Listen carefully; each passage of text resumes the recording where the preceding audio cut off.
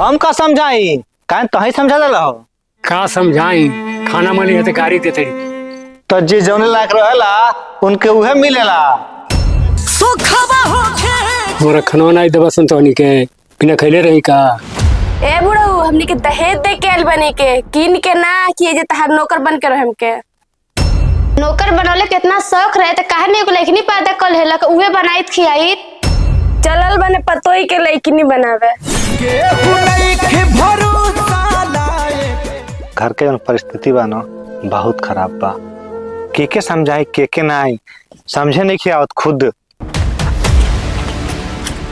रजवा का चिरात लो लगवा के बात करो। अरे घरे तो तोर मेहरारू हमके का बोलता रही। भाई हम जाता नहीं तोर मैटर रहते समझ। हम का समझाई काहे तही समझा देला हो। का समझाई खाना मली है गाड़ी देते। तो जे जौने लायक रहेला उनके उहे मिलेला।